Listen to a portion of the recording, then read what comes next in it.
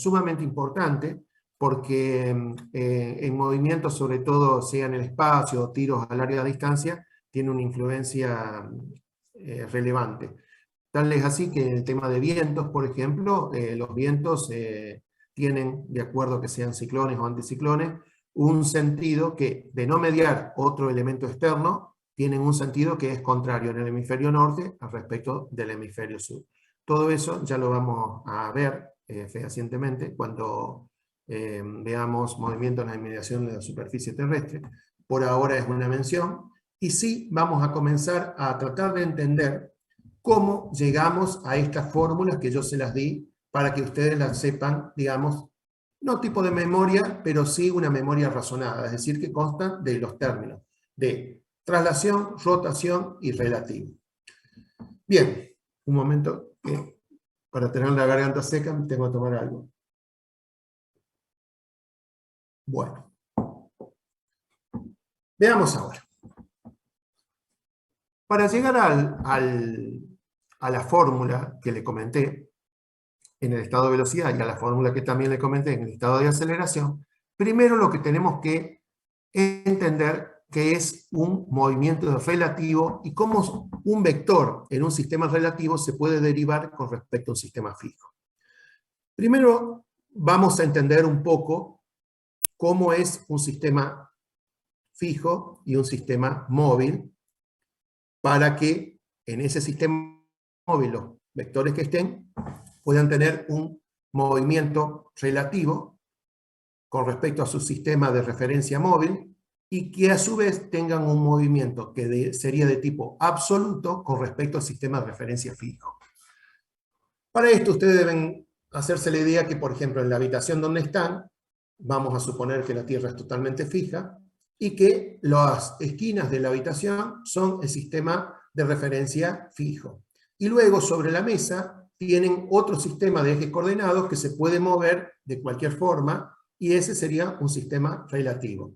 Y después, referido a ese sistema móvil, tienen, por ejemplo, una distancia o un punto que se mueve con respecto al sistema móvil y también se moverá obviamente respecto al sistema fijo. Lo que pasa es que la relación entre el movimiento del sistema móvil y el sistema fijo es lo que vamos a estudiar ahora. Para estudiar eso necesitamos un paso previo. Ese paso previo se denomina derivada de un vector. En realidad es derivada de un vector que está anclado en un rígido. Supongamos acá lo siguiente. Concéntrense en esto porque no es difícil el razonamiento, pero hay que seguirlo para encontrarle lógica al final. Supongamos que tenemos una placa, como esta la que vemos, que yo estoy señalando con el cursor, y que tenemos un vector, que es un segmento, una raya, supongamos que esto es un trozo de papel, y rayamos la flechita PQ, que sería un vector. Y ese vector está colocado dentro de un sistema de ejes de referencia anclado en este mismo rígido. Es decir, es un papel con una raya, esa raya está impresa y está inserta o embebida dentro de lo que es ese rígido. No se puede mover. Bueno, si nosotros tenemos este segmento, este vector PQ, por lo que ya estudiamos de velocidad en un rígido, nosotros tenemos que la velocidad de Q, esta, de este punto Q, será igual a la velocidad del punto de partida, como les dije recién, más el producto de la velocidad angular por la distancia. Recuerdan que esto lo estudiamos cuando vimos cinemática de la partícula, ¿verdad? Bueno, de esto podemos hacer la siguiente relación. Si nosotros pasamos de término, podemos tener que BQ menos BP es igual a esto, y sabemos que la diferencia de velocidades, que en realidad es la diferencia de dos derivadas del espacio respecto del tiempo, sea del espacio que ocupa el punto Q, es decir, no el espacio, está mal dicho. El punto Q está identificado por un vector que identifica el punto Q, y el punto P también por un vector que identifica el punto P. Esos son vectores, por lo tanto, son derivados respecto del tiempo. Derivar la resta de dos derivadas respecto del tiempo es lo mismo que derivar la diferencia de esos dos vectores respecto del tiempo. Entonces, lado de esto es igual a omega por PQ. O lo que es lo mismo, que la derivada del segmento PQ es igual a omega por PQ. Bien, esto lo hacemos porque nos va a servir como elemento más adelante. Es decir, ¿qué he hecho yo acá? Vuelvo a repetir para que se vaya grabando. Y es que yo, teniendo un rígido que tiene inserto un vector PQ, la velocidad del punto Q es igual a la velocidad del punto P más la rotación que tenga por esta distancia. Haciendo pasaje de término, la derivada de este vector será igual a omega por PQ. ¿Qué extractamos de esto? Que si yo tengo un vector que está inserto dentro de un rígido, la derivada de ese vector respecto del tiempo es igual al producto de la velocidad angular por ese vector. Bueno, ese es el concepto. Ahora ese mismo concepto lo vamos a aplicar a los versores. ¿Por qué? Porque yo tengo acá el versor I, J y K, que indican a su vez los ejes X, Y y Z. Esos versores que están anclados sobre este rígido, si este rígido se mueve, yo tendré entonces que ese versor I será igual a que si fuera, por ejemplo, el vector PQ. Por lo tanto, si el vector PQ se podía encontrar su derivada haciendo omega por PQ, yo la derivada de I respecto de T, que será omega por I, siendo omega, como ya dijimos siempre, la velocidad angular, lo mismo de J y lo mismo de K. Entonces, ¿qué tenemos? Acá la derivada de los versores de un sistema que se mueve respecto de otro serán igual al producto de la velocidad angular con que se mueve este sistema respecto del de referencia, multiplicado por el versor respectivo. Recordemos nuevamente que un versor en realidad es un vector, solamente que su módulo es unitario. ¿Está bien? Es decir que una derivada de un versor no va a obtener componentes por la variación de su módulo, pero sí por la variación, por ejemplo, de su dirección. Entonces, cuando esto se mueve, los versores derivados van a tener esta expresión, y son expresiones que se denominan fórmulas de Poisson, y que nos van a ser útiles para el desarrollo que sigue. Vayamos un poco más adelante. Bueno. Supongamos ahora el esquema siguiente. Atiendan a lo siguiente. Primero, tenemos un vector que lo vamos a denominar A, que es este que señalo acá, vector A. Ese vector A se mueve en forma arbitraria con respecto a un sistema que es fijo y un sistema que es móvil. Atiendan a lo siguiente. El sistema fijo posee los ejes X1, Y1 y Z1, es decir, los que tienen subíndice 1. Ese es el sistema fijo. Y el sistema móvil tiene los ejes X, Y y Z. ¿Está bien? Es decir, los que tienen subíndice 1 es fijo, los que tienen sin subíndice es móvil. A se mueve respecto al sistema móvil y también respecto del sistema fijo. Es decir, es un vector que es móvil. Bueno, vamos a ver ahora cómo lo identificaríamos al vector A por sus coordenadas dentro del sistema móvil, es decir, dentro del sistema X, Y y Z. Si nosotros tenemos en cuenta que A, con respecto al sistema X, Y y Z, las componentes del mismo serán AX, es decir, la proyección sobre el eje X, por el versor Y del sistema de ejes móviles. Acuérdense, porque I, J y K eran los versores de X, Y y Z, sin subíndice, por lo tanto, son los correspondientes al sistema móvil. Entonces, nuestro vector será suficientemente identificado con respecto al sistema móvil como la componente en X por el versor Y, más la componente en Y por el versor J, más la componente en Z por el versor K. Bien, vamos ahora a hacer la siguiente derivada. Todo esto, vuelvo a repetir, esto es un trabajo matemático para luego poder realizar la deducción de la fórmula que ustedes ya conocen y aplican. Yo si derivo a respecto del tiempo, es decir, la variación del vector respecto del tiempo, si lo hiciese con respecto al sistema móvil sería facilísimo. ¿Por qué? Porque lo único que tendría serían las derivadas del vector de la proyección y las derivadas de los versores serían nulos. ¿Por qué? Porque respecto al sistema móvil, esos versores están fijos. Pero yo no voy a hacer eso. Yo lo que voy a hacer acá, y eso es muy importante, hacer la derivada del vector respecto del tiempo, pero respecto al sistema fijo. Volvamos al punto. Este vector se mueve con respecto al sistema de ejes X, Y, Z, y a su vez se mueve con respecto al sistema X1, Y1, Z1. X1, Y1, Z1 es fijo. X y Z es móvil. Entonces, cuando yo quiero derivar este vector, no respecto al sistema XY que lo contiene directamente, sino con respecto al sistema sobre el cual ejerce el movimiento relativo del sistema móvil. Entonces, estoy haciendo una cosa que todavía no la habíamos hecho y no la habíamos deducido.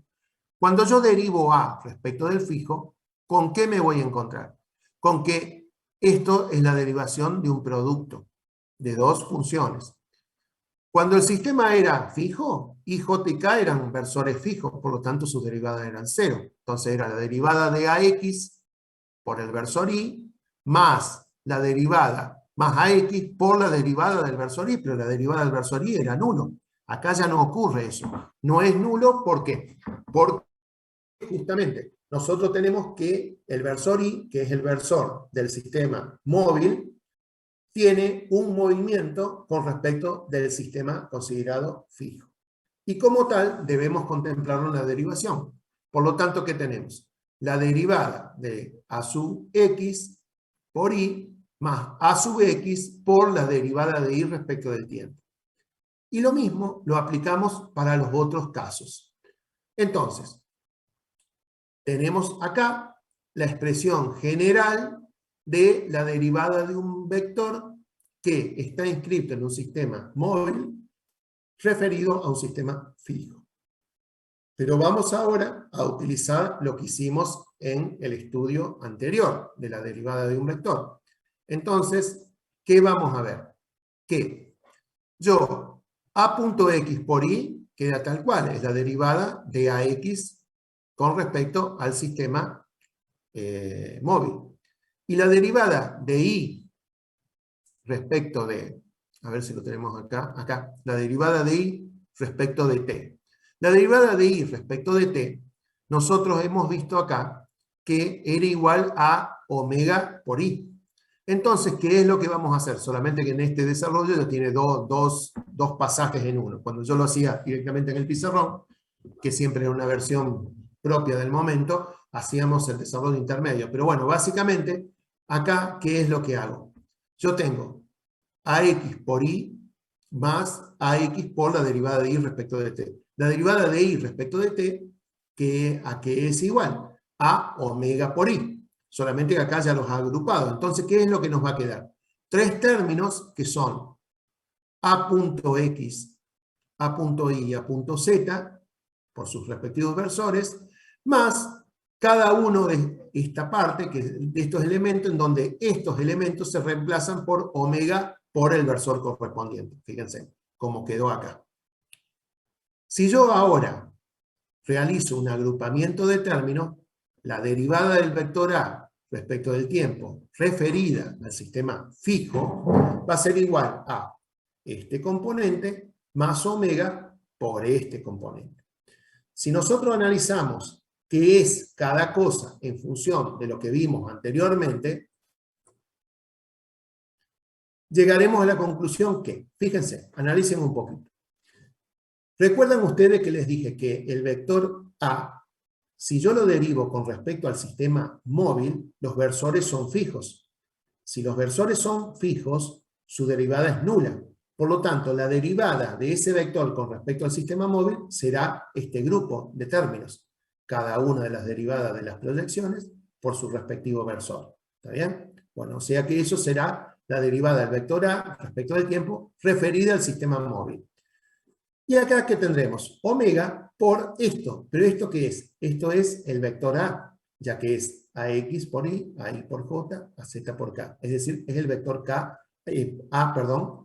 directamente, que teníamos inicialmente. Entonces, se puede llegar a esta fórmula que es sumamente importante y que se expresa de la siguiente: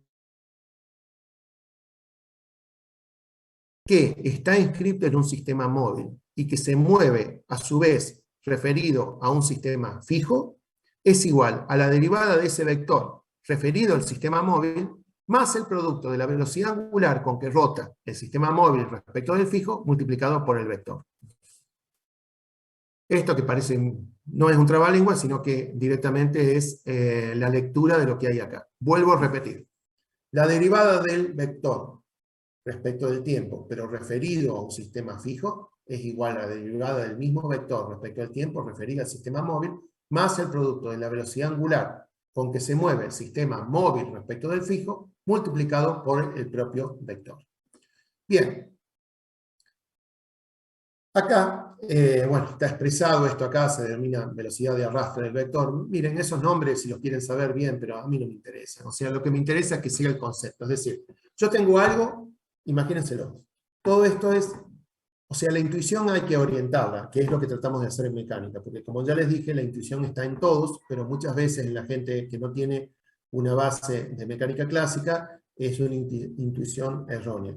Realmente he visto casos, no hace mucho, recuerdo, de consultas que se hacen, inclusive a gente que estudió carreras técnicas, sobre determinados elementos que se ven, o sea, conceptos de fuerza y aceleración, y no están fijos. Y eso es una gran lástima, porque el legado de ustedes respecto, sobre todo de alguien con estudios técnicos, es poder saber de dónde vienen las cosas para tener el concepto. Eso no quiere decir que alguien, porque sea técnico y no ingeniero, no lo sepa. Claro que los deben saber, pero me refiero a que ustedes tienen la oportunidad de ver de dónde vienen las cosas y entonces es más fácil de hacer que esa intuición quede definitiva en los pensamientos. ¿Por qué es tan importante o considero tan importante que ustedes tengan el concepto? ¿Y por qué se hace de esta forma quizás de dar clases para que ustedes razonen? Es para que les quede como legado no la lectura o la repetición de lo que dice un apunte, sino el concepto de cómo funcionan mínimamente las cosas,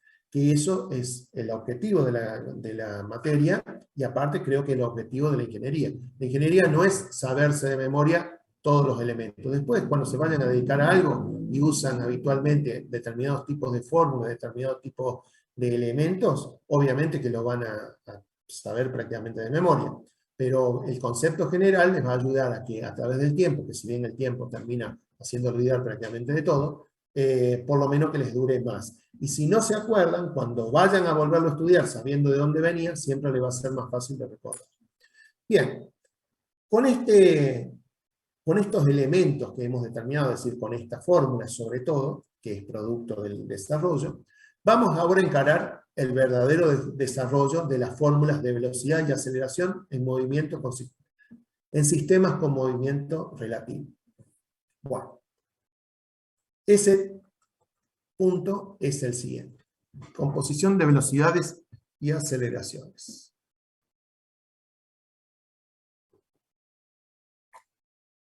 Bien. Ahora, ¿qué es lo que vamos a analizar? Vamos a analizar el punto P. El punto P es un punto que está en el espacio. Ese punto está a su vez, al igual que el caso del vector, pero ahora vamos al punto P solamente. Ese punto P está referenciado con respecto a un sistema X, Y, Z móvil y con respecto a un sistema X, Y y Z fijo. Verán que el sistema X, Y, Z tiene su centro en O y el X1 y 1Z1 tiene su centro en O1. Yo voy a referenciar el punto P. Referenciar significa individualizar en ese espacio. Y lo voy a individualizar por medio de un vector R minúscula para el caso del sistema móvil. Y con un vector R mayúscula que lo indico acá, R mayúscula, con respecto al sistema fijo.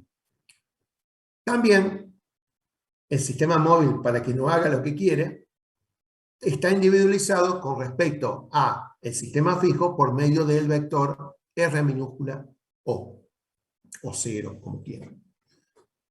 Entonces, este punto P puede tener un movimiento que será indudablemente distinto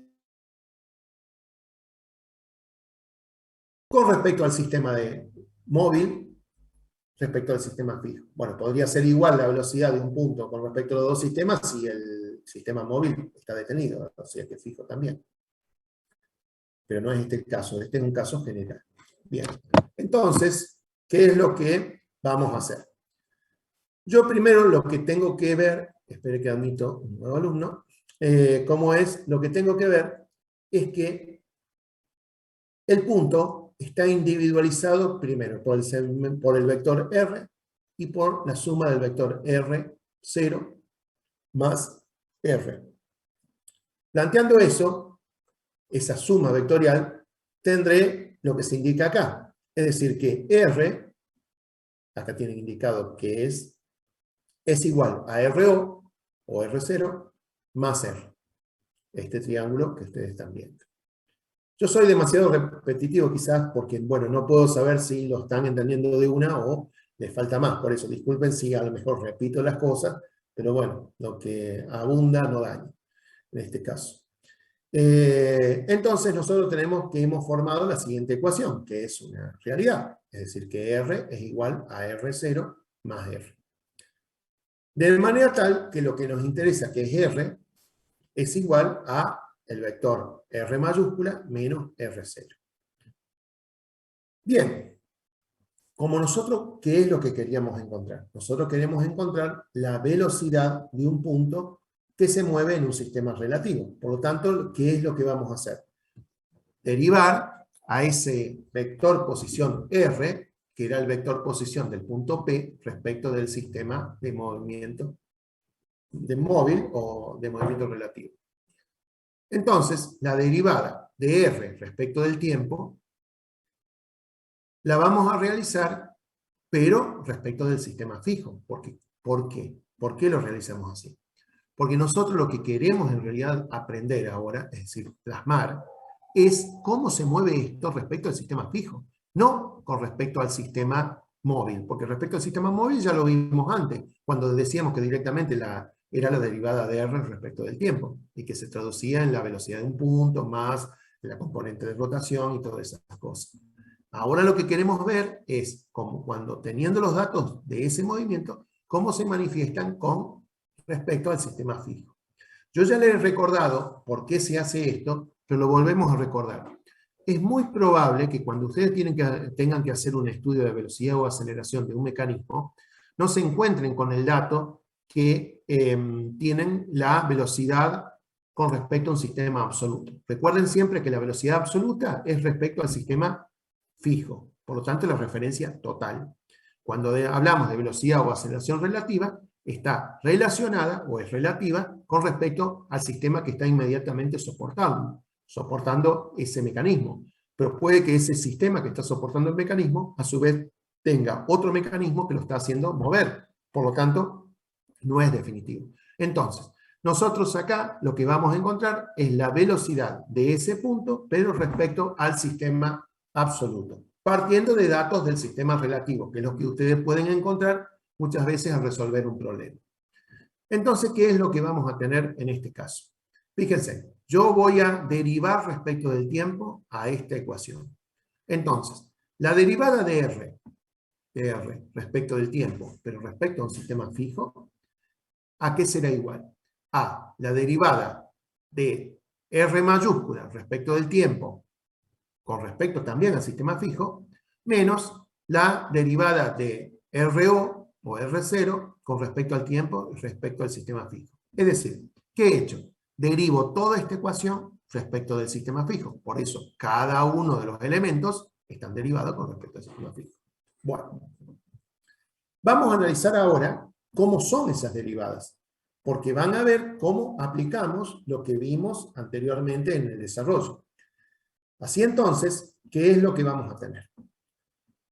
Yo derivo R respecto de T respecto al sistema fijo.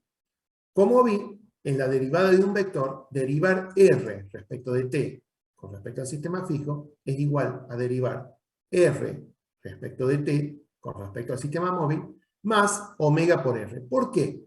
Esto es así por lo siguiente, fíjense. Esta es la fórmula que desarrollamos anteriormente. A sería R. Entonces, R respecto del tiempo a un sistema fijo es igual a R respecto del tiempo en un sistema móvil, más el producto de la velocidad angular por el vector. Como el vector es R, entonces, bueno, a ver si no me pasé. Como el vector es R, tenemos esta ecuación. Si seguimos analizando, ¿qué decimos? R respecto del tiempo, ¿qué es en realidad? Vayamos a nuestro esquema. R es el vector posición del punto P con respecto al sistema móvil. Por lo tanto, si yo derivo R respecto del sistema móvil, no tendré otra cosa que la velocidad de la velocidad relativa, porque es directamente derivar, estamos acá, es derivar R respecto del tiempo referido al sistema móvil. Acá no estoy mezclando el sistema fijo. Entonces, derivo a R con las coordenadas que tiene sobre su propio sistema de referencia. Entonces la derivada es directa y la variación de R respecto del tiempo es la velocidad relativa. ¿Por qué? ¿Por qué la velocidad relativa? Porque es la velocidad en el sistema que tiene movimiento relativo. Bueno, entonces, ¿qué tenemos? Que esto es igual a dr más omega por R. ¿De qué estamos hablando acá?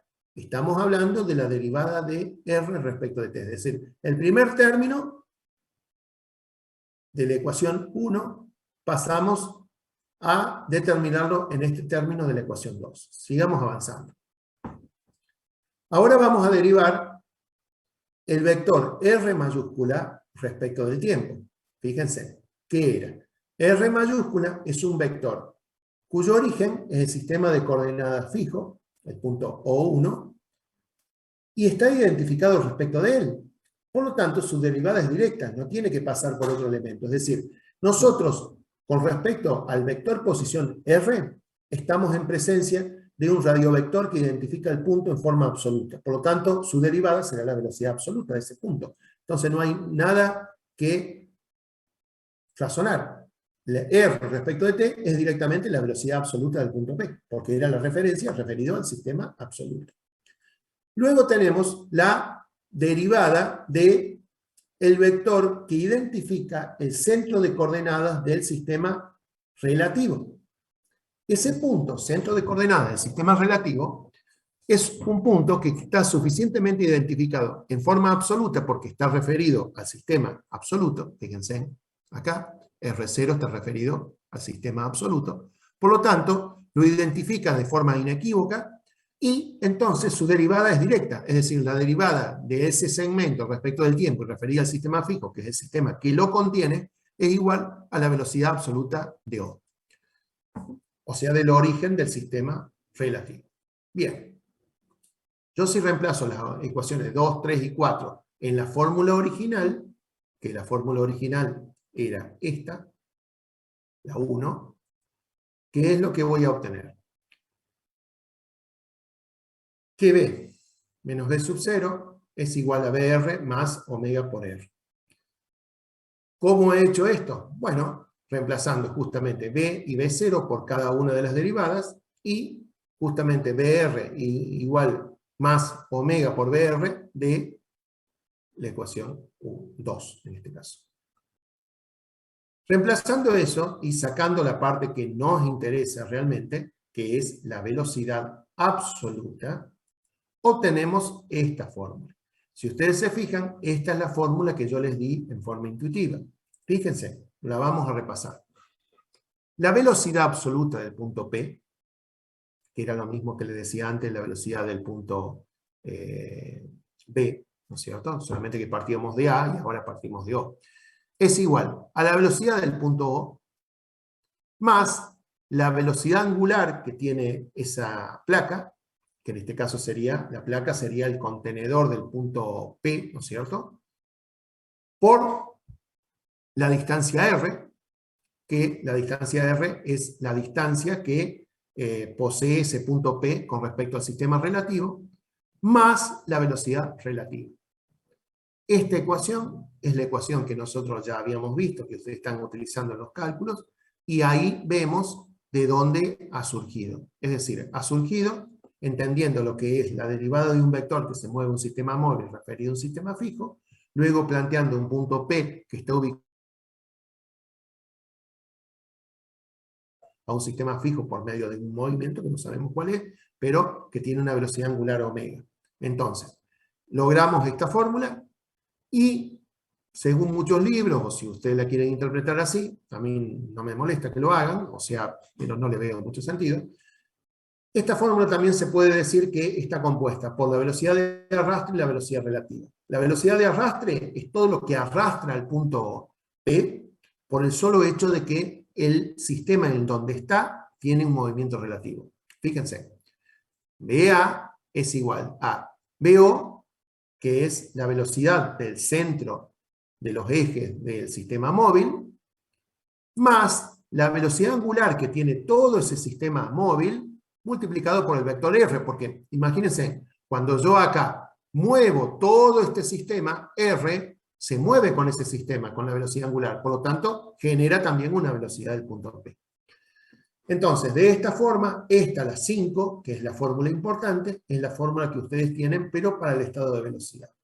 Falta estudiar lo que es el estado de aceleración, el cual se complica un poco, pero bueno, despacio lo vamos a ir desmenuzando para que a ustedes les quede, digamos, una idea de cómo es. De todas formas, bueno, tienen ya esta parte del apunte como para que ustedes la puedan, digamos, entender. No obstante, como les digo siempre, lo principal del sentido de dar clases es que justamente puedan entender la explicación o los agregados que yo le hago al apunte. Los apuntes, bueno, cada cual tiene su idea, pero en general, en la carrera de grado, que es la carrera de universidad, es decir, no de posgrado, en donde el concepto es distinto, ustedes deben tener la capacidad para entender lo que se dice, no solamente leer un apunte y replicarlo, sino entenderlo, y parte para entenderlo es justamente la explicación. Y esa explicación es lo que les va a ayudar a ese entendimiento. No creo que le pueda ayudar totalmente, pero ustedes con los medios que tienen ahora pueden suplir lo que consideren conveniente.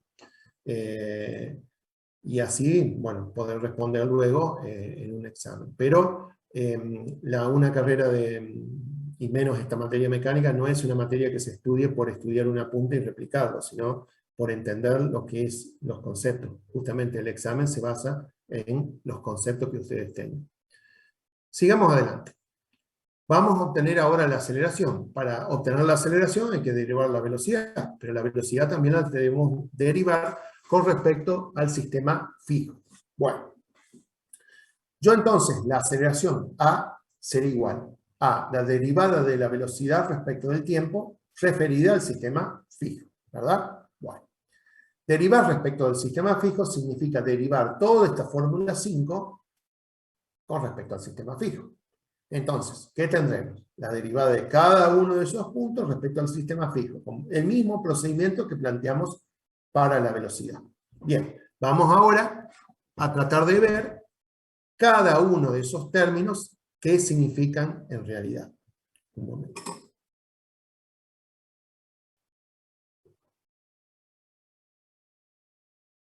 Bueno.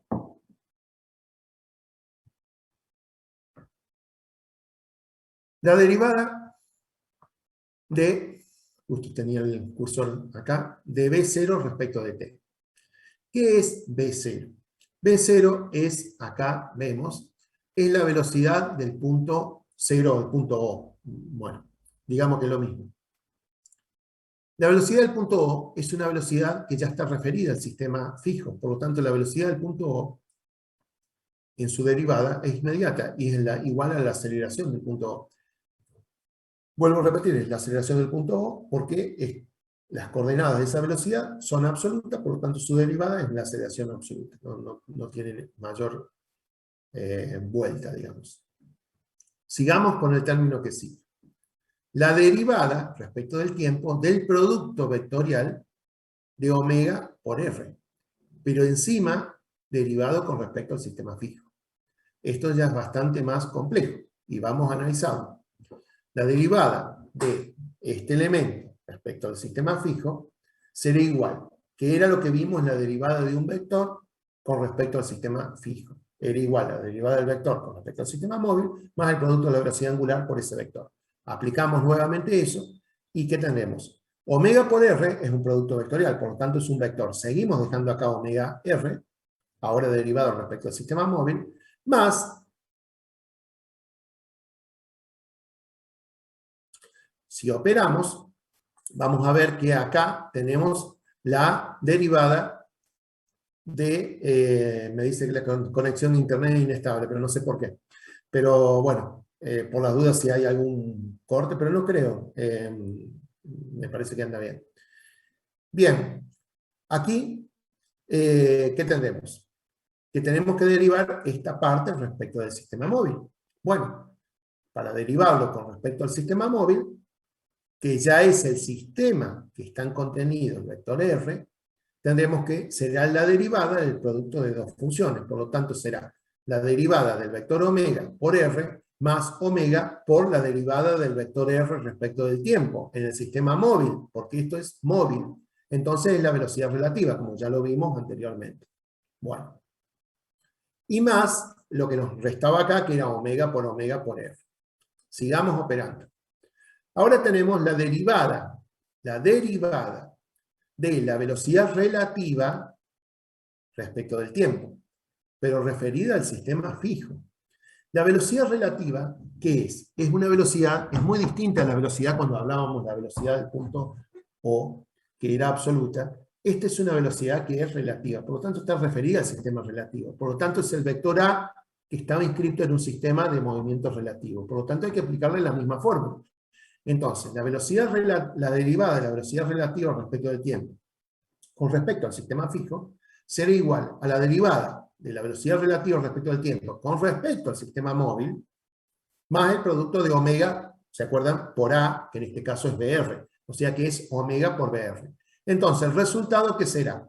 Cuando yo derivo la velocidad relativa respecto del tiempo, pero referido al sistema móvil, yo estoy derivando el vector de velocidad que está inscrito en el sistema relativo y la derivo con respecto a ese sistema. Entonces la derivación es inmediata y es la aceleración relativa. Entonces, este término me da la aceleración relativa más el producto de omega por BR. Sigamos adelante. Si reemplazamos todas estas ecuaciones que hemos hecho, que eran parte de la derivada, ¿qué obtendremos?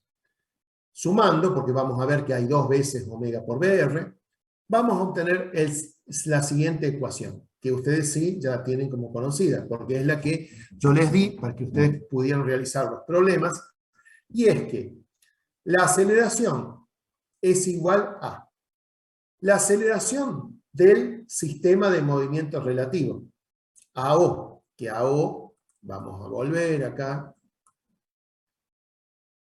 era la aceleración del punto de movimiento del sistema relativo. Bien. Acá estaba. Más esta aceleración, obviamente, al ser del punto del movimiento del sistema relativo, esta aceleración la tienen todos los puntos, porque es la aceleración con que se está moviendo. Acuérdense, en el sistema de eje que está móvil, se va moviendo y esa es la aceleración de su punto O. Más omega punto por R. Omega punto por R. Omega punto es la aceleración angular, es la derivada de la velocidad angular respecto del tiempo, multiplicada por R. A esto se lo denomina aceleración tangencial. Más el producto de omega, que es la velocidad angular con que se mueve el sistema relativo, multiplicado, es decir, un doble producto vectorial, con omega por R. Esto también denominado aceleración centrípeta. Más la aceleración relativa y más este término denominado inicialmente aceleración complementaria o aceleración de Coriolis. Ven entonces ahora cómo esa fórmula que nosotros tuvimos que dársela al inicio para que pudieran hacer los problemas y ganar tiempo para que lleguen al parcial con mayor tiempo de entrenamiento en problemas, tiene su deducción por medio de estos desarrollos. ¿Y qué es lo que a ustedes les queda? Les queda que la aceleración de un punto es igual a, en este caso, establecen con esa fórmula que para mí, bueno, no agrega ni quita nada, pero si quieren verla así, como la aceleración de arrastre, la aceleración relativa, y ahora sí, un agregado respecto a la velocidad, que es de la fórmula de velocidad, que es la aceleración de Coriolis. Es decir, tenemos 3 componentes. Antes que teníamos la velocidad de arrastre y la velocidad relativa. Ahora tenemos la aceleración de arrastre, la aceleración relativa y la aceleración de Coriolis. Bien, la aceleración de arrastre es aquella aceleración que se da en el punto P debido a que está inserto en un sistema móvil que es arrastrado, se mueve respecto de un sistema fijo. Entonces, en ese término global de aceleración de arrastre, ¿qué está? La aceleración del origen de ese sistema, AO, más las dos componentes debidas a aceleraciones producidas por la rotación. Ustedes saben que en una rotación yo tengo un punto que está rotando, por ejemplo, alrededor de una circunferencia y va acelerando, es decir, por ejemplo, omega se va incrementando, voy a tener una aceleración tangencial porque el punto, según la tangente de la curva en un instante t, va a tener una dirección tangencial. ¿Está bien? Y a su vez, para que ese punto realice la curva, tiene que tener una aceleración que le haga cambiar el espacio respecto del tiempo en función de tomar esa curva. ¿Por qué la aceleración centrípeta? Ustedes se habrán preguntado una vez, que parece antinatural, porque uno dice, bueno, sí, tengo una boleadora, la hago girar y la fuerza que me hace es hacia afuera. Como fuerza es igual a masa por aceleración, bueno, yo digo, la fuerza es hacia afuera, la aceleración es hacia afuera. Está bien, esa aceleración se la denomina centrífuga, pero en realidad la aceleración matemática es la aceleración centrípeta. ¿Por qué? Porque está visto desde otro punto de vista. Imagínense ustedes un círculo inserto en un sistema de ejes coordenados cartesianos, plano, en el plano, un sistema de ejes cartesianos y le hacen un círculo alrededor del centro. Para que una partícula describa ese centro, yo tengo que tener una aceleración que vaya hacia el centro para que tome la curva. Porque si no existe la aceleración, escaparía por la tangente. Y si la aceleración fuera centrífuga, es decir, tuviese ese signo, escaparía hacia afuera. Es decir, que la aceleración centrípeta debe ser entendida como la aceleración que hace que un objeto tome una curva. Entonces yo tengo no ya una circunferencia, sino tengo una curva que de repente se curva, por ejemplo, hacia adentro. Yo tengo que hacerme la idea que hacia adentro siempre existe una aceleración centrípeta. Si no, la curva no podría tomar esa forma. ¿Me entienden? Bueno, siguiendo entonces, tenemos que la aceleración relativa no merece mayor explicación porque es la aceleración que se da en el sistema relativo. Es decir, yo tengo un mecanismo de un brazo que se mueve a su vez sobre otra cosa y sobre ese punto tengo una mosca que a su vez está acelerando. Bueno, esa es la aceleración relativa. La aceleración de la mosca respecto a donde está caminando la mosca. Pero no es la aceleración con respecto al sistema fijo. ¿Se entiende? Bien. La aceleración absoluta, bueno, lo puse acá en negritas como para que se vea mejor, pero es la suma de la arrastre, relativa y complementaria o de Coriolis. La aceleración de Coriolis, fíjense en que no siempre existe, y ese es un punto muy importante. Es decir, primero, para que exista el término AC, yo tengo que tener, primero, si no tengo velocidad angular, obviamente no existe. Si no tengo velocidad relativa, obviamente tampoco existe. Si tengo velocidad angular y velocidad relativa, pero el ángulo entre ellas es cero, por ejemplo son colineales o paralelas, tampoco existe.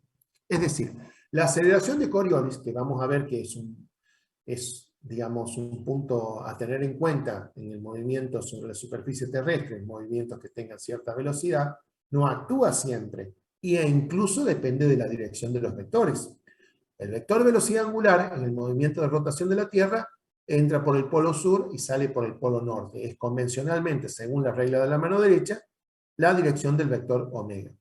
Y la velocidad relativa, por ejemplo, si yo me estoy trasladando hacia el norte, por ejemplo, es en el hemisferio sur y con la latitud que tenemos acá, nos va a dar, pues supongamos que sea 45 grados para ser un número redondo, no es 45, pero tienen que buscar la latitud actual, me parece que es 30 grados, pero bueno, 32 creo. Como es,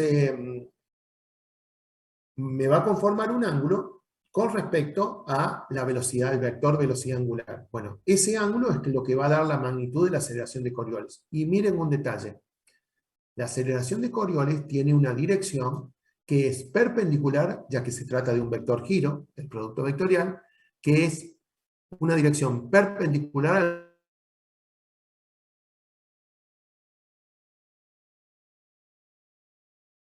hemisferio sur con una velocidad relativa, yo tengo que multiplicar el vector omega, que pasa por los polos, por esa velocidad para saber la dirección que me va a dar la aceleración relativa. Y después todo esto, total, lo volvemos a explicar en ese tema que se denomina movimiento en la inmediación de la superficie terrestre. Te van a ver que es con signo cambiado. Y ahí van a tener el desvío que obtiene un proyectil, por ejemplo, al ser tirado, qué sé yo, por un cañón, o un avión que se dirija a determinado lugar, es sujeto a una aceleración de Coriolis, que si bien es muy pequeña, dependiendo de las direcciones, es más o menos, digamos, del orden de magnitud de la precisión de los medidores de gravedad que posee el avión, y tiene su influencia. De todas formas, la influencia de la aceleración de Coriolis, vuelvo a repetir, es una cosa que es interesante para ciertos tipos de tecnologías, sobre todo la tecnología militar. En la práctica, nosotros los efectos para el movimiento común casi no lo vemos. Yo he tenido oportunidad de ver hace muchos años, hace más de 20 años, un museo muy lindo, con cosas que realmente sería muy bueno que tuviese la facultad, que son, por ejemplo, sistemas, imagínense esto, le estoy hablando del año 2000, o sea que hoy en día podría hacerse incluso cosas mejores, pero sistemas, por ejemplo, como los regadores de jardín que tienen los chorros, y un sistema estroboscópico, de manera tal de que la velocidad relativa del chorro y las revoluciones que tenía el elemento causaran una desviación del chorro debido a la aceleración de Coriolis. Pero esa desviación normalmente uno no la puede ver en un elemento aspersor que coloque en el jardín. No la puede ver porque ve un conjunto de chorros que se van moviendo. En cambio, por medio de un sensor y de luz estroboscópica, permite al solamente iluminar un determinado punto, siempre el mismo, poder detener, si está en sincronismo, con el chorro. Entonces el chorro se veía como variando la velocidad, variaba en forma que uno podría decir antinatural la dirección. ¿Por qué digo antinatural? Porque el cerebro no está acostumbrado a ver eso. No obstante, porque nosotros estamos en un sistema relativo que es la Tierra, pero si nosotros no tuviéramos un sistema relativo, al chorro lo veríamos normalmente. Es decir, una persona, por ejemplo, situada en el espacio y fija, con respecto a un sistema fijo, no va a ver las cosas que hacen la aceleración de Coriolis en la Tierra, porque está en un sistema absoluto. En cambio, nosotros que estamos dentro del sistema relativo, sí lo podemos ver. Pero para que esto no les resulte un trabalengua, sepan que lo vamos a ver con más detenimiento más adelante, simplemente es un adelanto para que vean que esto tiene su razón de ser, y es útil saber que existen. Luego, si se dedican a algo que tenga que ver con mecanismos, hoy ya está todo prácticamente hecho por sistemas de computación, los análisis que se puedan hacer, pero bueno, el concepto siempre es útil, digamos, ¿no es cierto? Muchas veces se habla, yo cuando era muy chico venían los dibujos animados, en realidad más que dibujos animados eran como animaciones, no eran, había dibujos animados, pero los programas de ciencia ficción eran de ese tipo, y siempre las estaciones espaciales eran giratorias, incluso las naves espaciales. Hoy veo que las películas modernas de naves que van por mucho tiempo, con invernación y todas esas cosas, realmente poseen sistemas en movimiento de giro para crear una gravedad artificial. Bueno, ese giro, que sería importante, más algún desplazamiento relativo, sería un giro que es mucho más rápido que lo que es el giro de la Tierra. En ese caso, el cuerpo estaría sometido a acciones debido a la aceleración de Coriolis, que sería más importante. Pero como el cuerpo, que también lo vamos a ver, rápidamente corrige todos esos sistemas, la gente que estuviese en una nave espacial de ese tipo realmente no lo terminaría notando, ¿no? Ahí creo que se llama El Pasajero o algo por el estilo, una película que vi hace poco, que bueno, tiene una nave espacial justamente, todo hecho como debería ser, digamos, porque es poco común que en la ciencia ficción sigan con todo, es decir, era un sistema helicoidal que tiene su razón de ser y que a su vez iba girando para tener, digamos, una gravedad artificial. Bien, sigamos adelante. Bueno, esto es lo que le puedo decir con respecto a lo que es la génesis de lo que es la aceleración y velocidad en un sistema con movimiento relativo, ¿cierto? Bueno. Ahora, con el objeto de avanzar un poco. Vemos, son casi las 7, me falta, en realidad me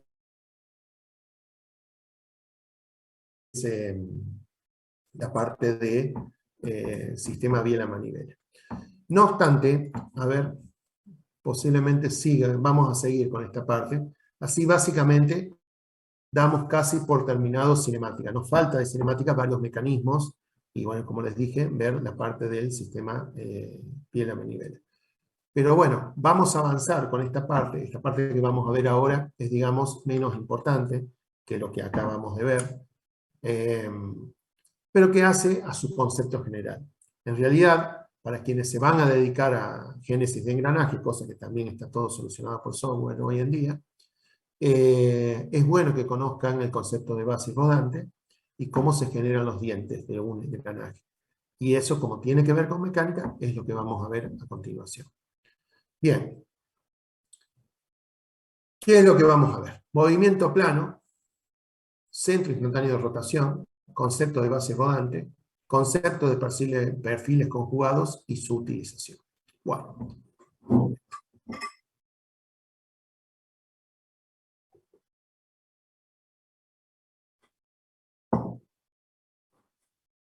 Cuando se me termine el té, se acaba la clase. ¿Cómo ves? Bien. Movimiento rígido y plano.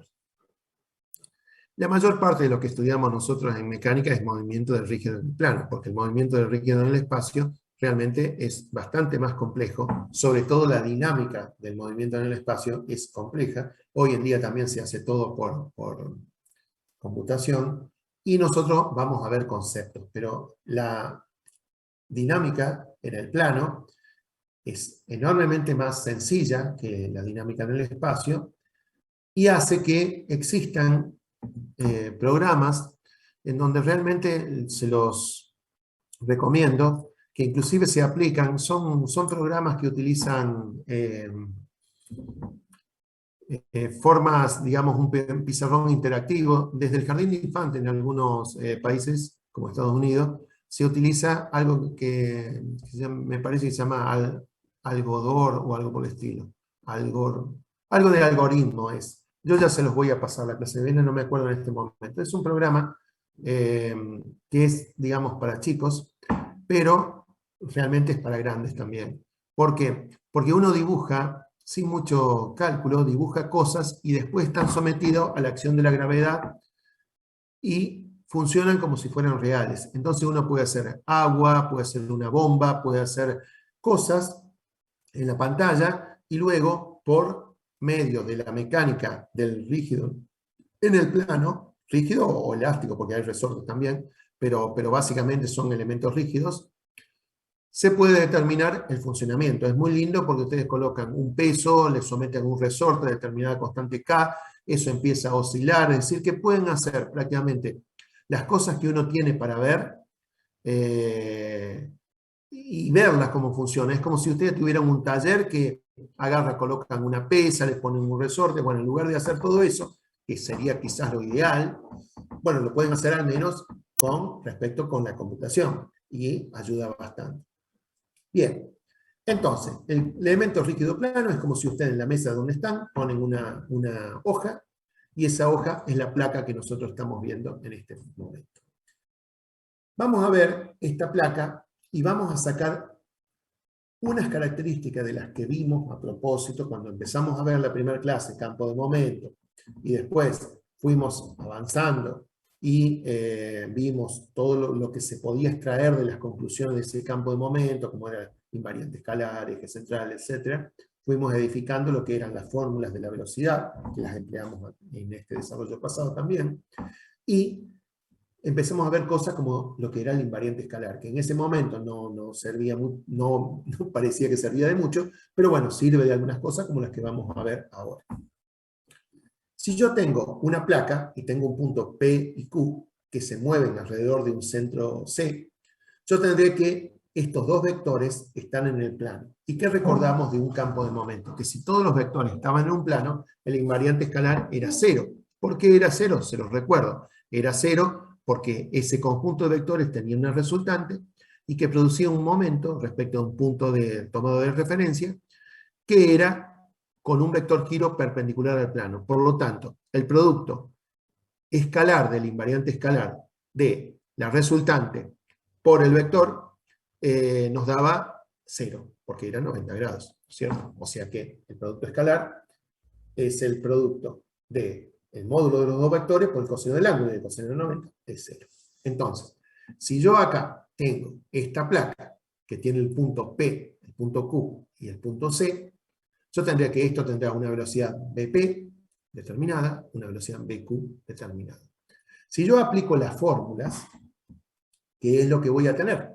Que la velocidad de P, sabemos la velocidad del punto de partida, C, más la velocidad angular por la distancia, y acá lo mismo. Ahora bien, si yo digo que C es el centro de rotación, la velocidad de C va a ser igual a 0. Entonces, si la velocidad de C es igual a 0, yo voy a tener que acá CP será perpendicular a BP. ¿Por qué? Porque el producto vectorial este me va a dar un vector perpendicular al plano. Por lo tanto, si es perpendicular al plano, es perpendicular a cualquiera de los dos vectores que conforman ese plano. Entonces, ¿qué voy a tener? Que CP, que es esta distancia, es perpendicular a BP y que CQ es perpendicular a BQ. Sigamos avanzando. Si yo entonces entiendo de que esto es así, yo puedo actuar razonando, fíjense, de la siguiente forma. En vez de decir, tengo un centro C y tengo la velocidad BP y BQ derivada de la distancia que tiene, puede ser que yo tenga una placa que se va moviendo, es decir, un rígido en el plano que se va moviendo, y que tengo los datos de dos vectores velocidad, BP y BQ. Los dos vectores de velocidad y no tengo otro dato. Yo con estos dos vectores de velocidad, trazando una perpendicular al punto de aplicación de dichos vectores, yo puedo colocar una perpendicular. Cuando esa perpendicular se intersecta, ese será el centro instantáneo de rotación. ¿Por qué instantáneo y no constante? Bueno, porque las velocidades pueden variar y el centro puede variar siempre. Ahora, si ese centro es el centro de algo que está rotando, ese centro instantáneo será un centro permanente de rotación. ¿Se entiende? Es decir, yo tengo como datos de un problema una flechita de un vector de velocidad en un lado y otro del otro lado, yo le trazo la perpendicular a su punto de aplicación y la intersección de las dos perpendiculares, ese es el centro instantáneo de rotación. Sigamos. Vamos a suponer ahora que yo tengo esta barra. Es una barra que está apoyada sobre el eje X y sobre el eje Y. Bueno, esta barra, que en realidad es de dimensiones matemáticas, es decir, es una línea, ¿no? Porque si fuera una barra tendría los vértices, de acuerdo al vértice y el espesor, bueno, sería más complejo, ¿no es cierto? Supongamos que es una barra ideal, que es una listita, finita, infinitamente fina, es decir, una recta. Esa recta, si yo le tomo la velocidad para encontrar el centro instantáneo de rotación y se viene, por ejemplo, moviendo hacia abajo, para decir una cosa, yo tendría que la velocidad del punto B será paralela al eje Y y la velocidad del punto A será paralela al eje X. Entonces, si yo agarro y trazo la perpendicular, encontraré que el centro instantáneo de rotación es el punto C1. Grábense eso, C1. Y fíjense su posición relativa respecto de los dos ejes. Bueno. Vamos ahora a otra posición. La sigo dejando caer a la barrita, siempre tocando los extremos en A y en B. Cuando yo ya me he inclinado más con la barra, bueno, se supone que la barra es siempre de la misma longitud, ¿no? El dibujo pareciera que fuera más corta, pero bueno, debería ser la misma longitud. Entonces, el punto, el centro instantáneo de rotación ya no va a ser más el que estaba en la posición C1, sino que va a pasar a la posición C2.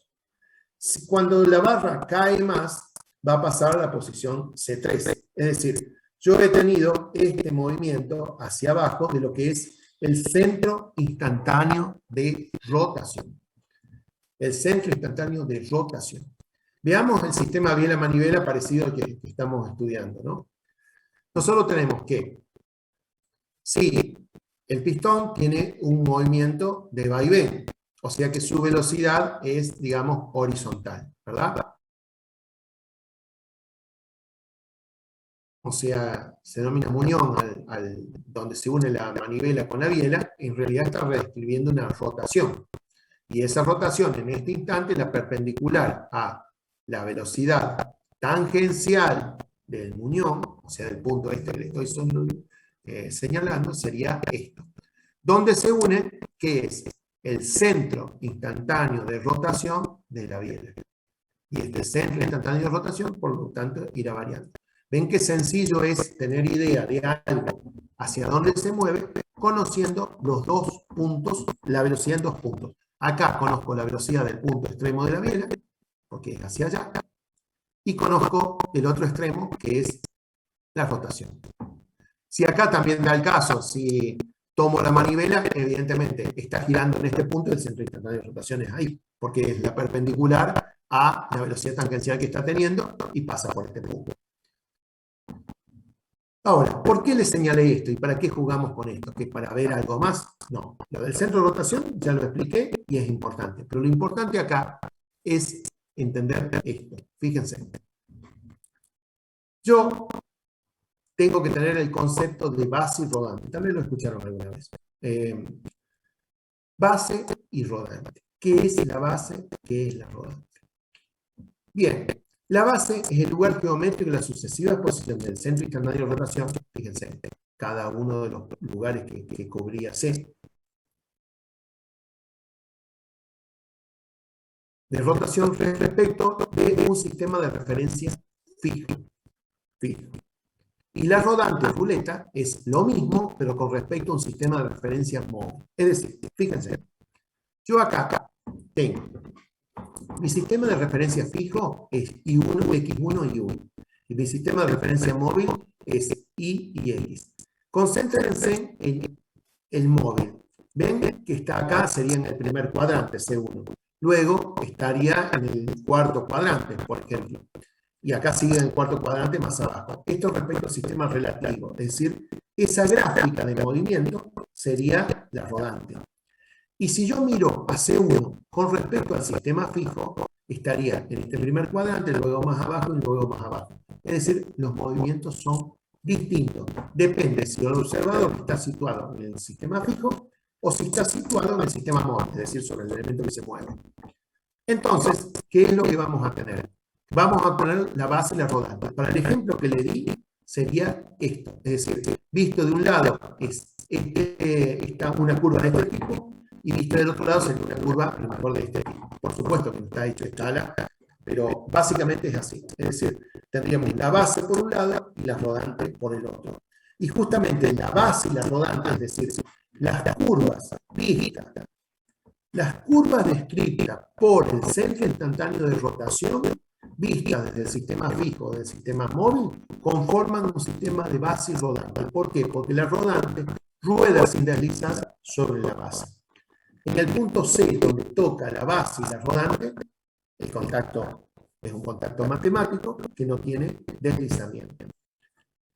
Ese punto C, ¿por qué no tiene deslizamiento? Bueno, porque el centro instantáneo de rotación que vimos recién. Es decir, el centro instantáneo de rotación no tiene deslizamiento, tiene rotación. Bueno, justamente si una curva representa una cosa y la otra, en ese instante de tiempo donde estamos en el punto donde ambas curvas coinciden, que obviamente es el centro instantáneo de rotación, ahí no hay deslizamiento.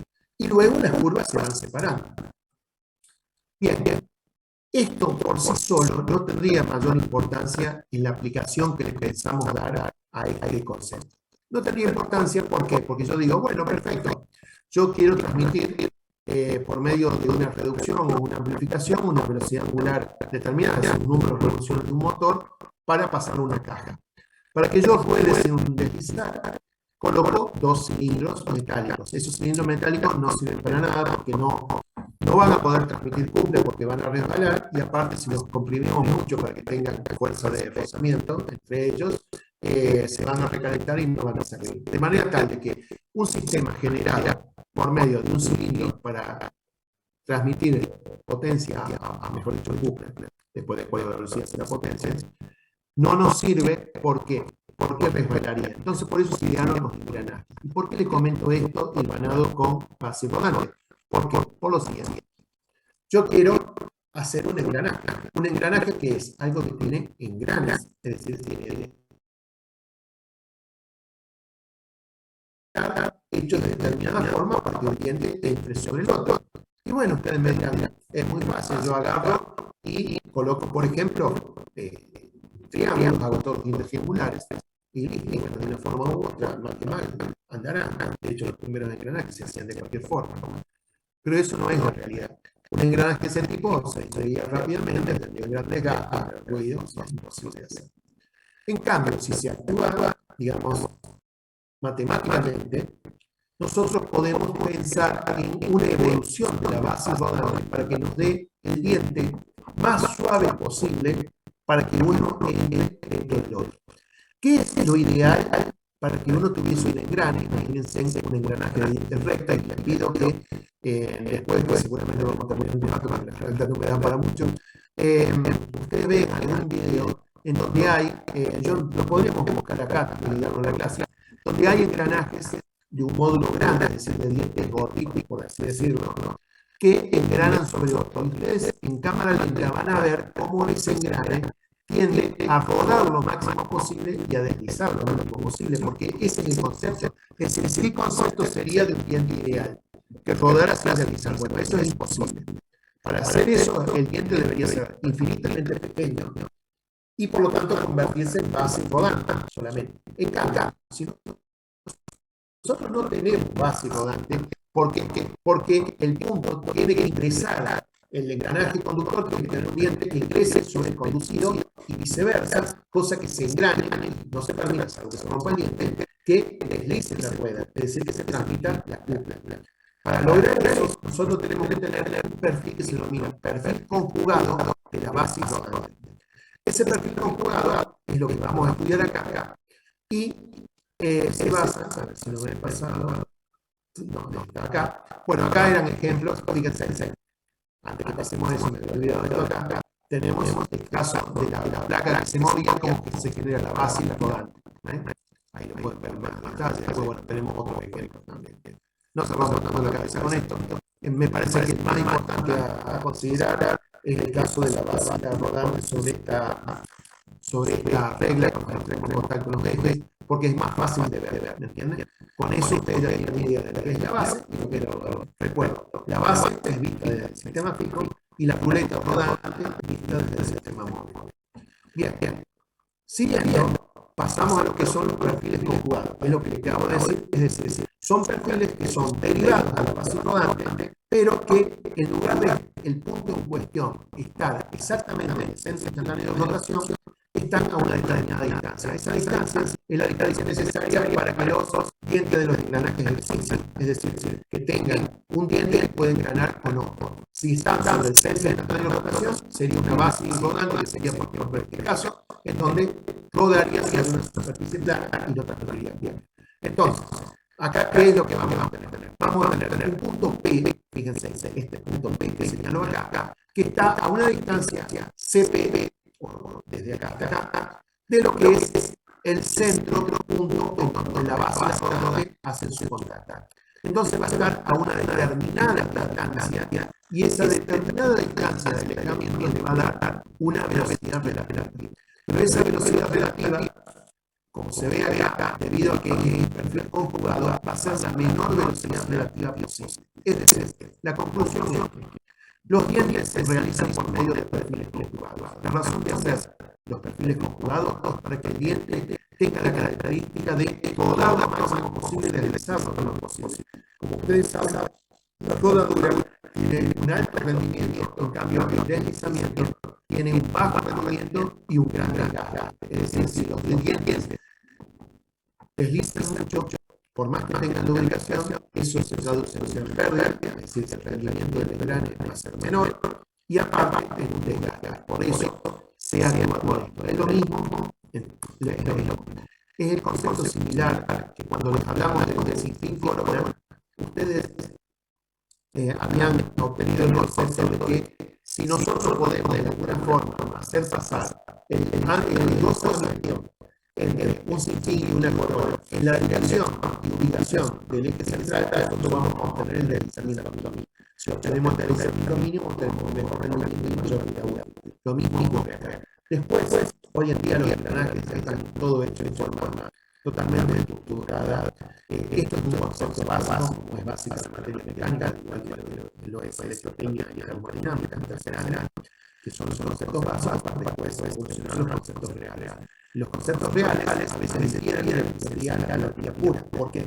Porque los engranajes se deben hacer en forma que sean fáciles de construir. Y muchas veces no se respeta absolutamente el texto. Para que ustedes se den idea, si ustedes construyen un engranaje de dientes rectos, con medidores de fresa, no van a tener una fresa por cada número de dientes y cada módulo, porque sería una cantidad de fresas increíble. Entonces tienen para un conjunto de dientes, es decir, que el calado de esos dientes, es decir, no me sale la palabra, digamos, el fresado, digamos, es un fresado doble. Por lo tanto, los dientes ahí no van a estar en su mejor condición, pero bueno, van a ser dientes utilizables. Después, bueno, hay unas cosas bastante más complejas en el tema de engranajes, pero el concepto básico es decir, la generación de dientes se debe hacer por medio de perfiles conjugados para obtener directamente la menor posibilidad de deslizamiento. Fíjense, en esta gráfica final, la velocidad de deslizamiento es igual a la velocidad angular por la distancia CP. La distancia CP es el ancho del diente. Por lo tanto, mientras el diente sea más ancho, más deslizamiento va a haber. Si yo pongo un diente muy fino, voy a poder permitir poca cúpula. El deslizamiento será menor. Para ese caso voy a poder tener un diente mucho más ancho. Como todo esto se puede hacer un diente que sea del tamaño de una cabeza, que sea algo así tan chiquito, los dientes son dientes reales y por lo tanto también tienen su bien. Acá, bueno, esto lo había sacado, estaba muy bien explicado en este link, pero lo veo recién porque esto lo había puesto el año pasado y no me dio, o sea, era un link en España hay muchos museos. Yo recuerdo haber ido con el Museo de la Caja es una caja de seguro, la Caja en Barcelona, y igual en un museo que tiene 100 pisos, y prácticamente todo hecho para, o sea, sería realmente extraordinario que lo puedan ver, porque está todo hecho para mecánica, digamos. Está la relación de prácticamente todos los principios de mecánica, y mecánica no se entiende de mecánica que realizamos nosotros, no de mecánica celeste, lo que era toda la parte de reflexión, fracción, movimientos, ahí va todo el tema de la aceleración exterior, realmente era muy bonito. No sé si hablar ahí, pero sería interesante que visitar a la próxima porque es muy bueno, y muchas veces los conceptos al verlo hay que hablar muchas cosas. De todas formas, está la caja que ustedes pueden tener tal vez los pueden encontrar esos elementos y pueden encontrar hechos de YouTube que, bueno, la verdad que hoy en día yo creo que la potenciación que significa nomás piensen que cuando yo empecé en ingeniería empezaban con la calculadora, o sea, no había absolutamente nada de esto y encima el no mucho bien. Tampoco había donde se daba la clase, incluso no había el programa, sino que para la teoría la verdad había copiar los problemas que se daban, un programa, y el programa debía ser de memoria porque no daba la mano para desarrollarlo, tampoco daba la mano en internet, así que se había que conocer el programa de memoria y con nosotros los temas que eran temas de desarrollo teórico y alrededor de la excepción. A veces era sencillo, de casos había dos casos A y B, física 3.0 tenía ese problema. Pero todo eso me parece que no debería ser asegurado, esas cosas me parece ser dado, pero como bueno es algo de que justamente el tratar de ver la disposición del día de mañana no va a servir, digamos, bueno, de ello no tengo algo que decir, creo que ha sido todo lo que son la prueba de saber método común.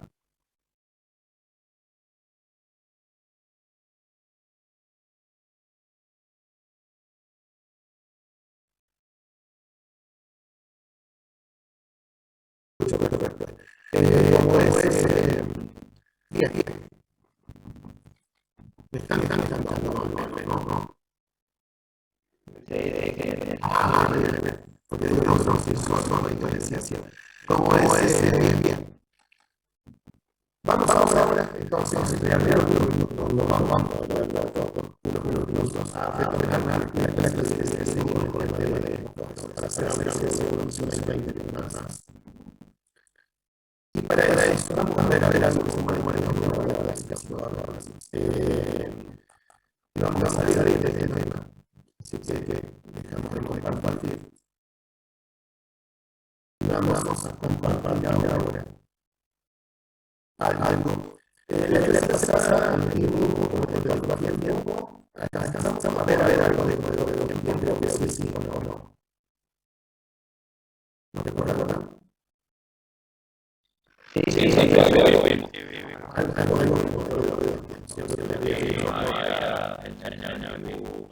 Exactamente, bien. Sí, llevando acá. A ver.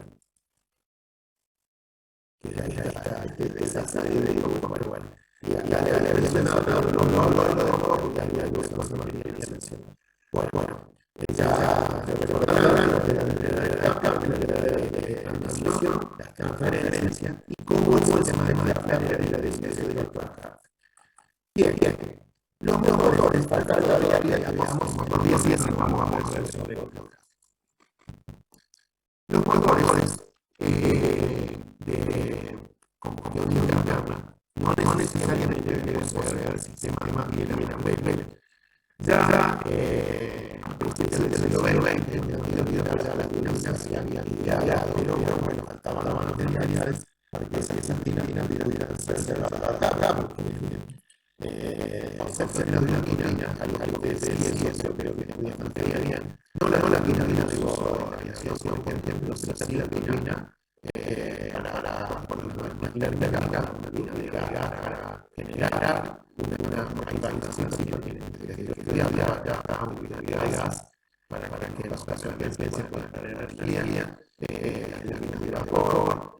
Que básicamente el concepto de una dinamina es lo que más una dinamina solo puede tener así por forma. Es decir, son dos razas y ese es el símbolo de la turbina. Pero ¿por qué? ¿Qué es lo que nosotros veíamos un motor de combustión interna de este tipo y en la mayoría de los cuatro tiempos que es los ciclos que vienen dando vueltas, los ciclos de estos motores son para automóviles, pero que a medida que vas en un motor que tiene algunas características que le dan para ese uso algo más de rendimiento. Ustedes saben por el segundo piso de la termodinámica que el más puede ser uno en la conversión de combustible de energía mecánica, porque hay un problema de la termiología, donde la termiología tiene una temperatura que aunque sea ideal, eso no se puede hacer con energía. A veces formamos la energía, digamos, organizada en energía eléctrica, calor, se hace a cierto punto con la cosa totalmente la puede decir porque no es energía eléctrica. Y en cambio, yo refresco el valor de un espectro de cuarzo que empiece a ser valor de convertir en electricidad se hace un efecto más bajo. Por lo tanto, es muy direccional y por tanto, en el universo las energías se van, digamos, estandarizando en la temperatura y al cabo de tiempo, y siempre se está para el conocimiento y el conocimiento en general de la civilización actual, cómo mantener la energía en diversidad de teorías, ¿no? No sé si ustedes en termodinámica nosotros veían algunos libros de civilización, no recuerdo quizás las no, realmente muy interesante de que ver con la utopía y el universo sobre la caracterización de todas las criaturas. Pero las máquinas teóricas tienen un rendimiento bajo. El ciclo es el científico más de rendimiento, que es normal, pero sigue siendo bajo. ¿Cómo se aumenta el rendimiento para obtener energía? Bueno, las centrales de energía que había muchas, sobre todo en la década de los 90, se colocaron muchas, porque había un sistema, digamos, tipo privado de generación, donde, bueno, había un dividendo y había un sistema de generación de energía por medio de un mercado base, finalizado poco, una especie de sistema contratado, y nos comentaban de que Argentina era un 4 o 5 países en el mundo donde Estados Unidos lo tenía de forma completa, algunos adorado de Estados Unidos lo tenía, que hace más eficiente la generación. La generación se hacía con sistemas de base, que son energías, por ejemplo, de tipo hidráulico, o que podía ser bien, pero confiable, que sobre todo en la nuclear, después de media, que se dio vuelta, y de punta, de FOD, que eran cosas que se envían para suplir una demanda determinada.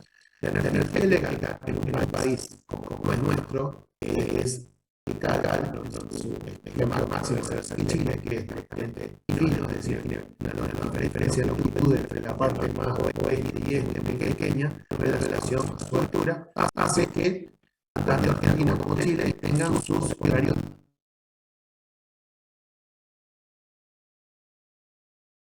debe suplir ese momento. Máquinas, y digo esto que tiene que ver con la acción térmica, deben ser puestas a máxima potencia en ese momento, tener energía en estos volúmenes para alimentar un país, y es difícil de mantener en una batería. Ustedes no pueden comprar restringir la red y con eso ayudar tarde a recuperar la energía del país, sino que sería otro elemento económico en una diaria, sí. Argentina hizo una obra, más o menos del año 83, que yo tuve realmente la gran suerte de que la universidad lo llevara a dar la obra cuando estaba concluida, porque hoy en día se puede ver desde fuera nomás, se llama la Central de Río Grande, está en Córdoba, pero creo que está por ahí cerca de Granada, en donde es una central bomba, es decir, para hacer una batería eléctrica que en las partes de pico de consumo pudiera suplir esa energía y ahorrándola en las partes nocturnas que se usa poco, se tenía un sistema de central bomba. Esta central bomba lleva hacia un lago que fue hecho de forma artificial, una cantidad de agua cuando sobra la energía porque las turbinas se convierten en bomba, le animan y luego en el pico se descarga. Eso producía, por repetir, la quinta a nivel mundial. Curiosamente recuerdo cuando la guía nos decía que el costo total de eso era $500 millones, que hoy en día serían 1.000 o 1.500 de devaluación propia del dólar, pero creo que no es una obra de gran importancia y la utilidad que le daba a Argentina. Imagínense, en el año 33 tener esa obra realmente era algo muy bueno. O sea que impactaba como para que Argentina tuviese una energía muy buena. Y aparte, tenía el mercado de spot, donde la industria privada podía colocar una explotación y invertir su energía. El tema de eso, que los mercados van con las direcciones económicas que se dan, y en este caso, y en este caso, bueno, se construyeron muchas centrales térmicas. Por eso tiene que ver con lo que le estoy diciendo. Muchas centrales térmicas, y esas centrales térmicas, bueno, producen contaminación, porque se queman combustibles fósiles. Ahora, esas centrales térmicas eran de alto rendimiento. ¿Por qué? Porque ese rendimiento estaba derivado que si bien es un ciclo térmico, ese ciclo térmico se aprovechaba enormemente. Eran lo que se denominaban ciclos combinados, es decir, la primera parte del combustible se utiliza para la energía por medio de una mina de gas, y los escapes de la mina de gas a su vez calientan un sistema térmico al agua, es decir, turbinas de vapor, para aprovechar el resto de la energía. ¿Por qué digo esto? Por el concepto de la turbina. ¿Qué es la turbina? La turbina es un ciclo continuo de extracción de potencia. No es como un motor alternativo en donde existe un ciclo que es positivo y los otros ciclos son negativos. En la turbina la potencia se genera en forma continua. ¿Y cómo se hace convivir y cómo hace esa compresión y esa explosión, por ejemplo, en el caso de una turbina de gas, produzca energía? Bueno, lo vamos a ver conceptualmente en lo siguiente. Fíjense ustedes. Yo voy a ejemplificar acá algo que es común. Vamos a ver inclusive algunas fotos. Turbinas de distintos tipos. Pero vayamos a una turbina de la más común, la que se utiliza en los aviones, caza, es decir, los aviones militares. ¿Por qué? Porque es la más sencilla en este aspecto. Luego de esta vamos a tener una idea de cómo son las turbinas para generación de energía. Básicamente el aire entra por una tobera, por una boca. Ese aire, como verán, este triángulo, en realidad ese triángulo es un rotor que está todo sobre el mismo eje, y ese rotor tiene paletitas.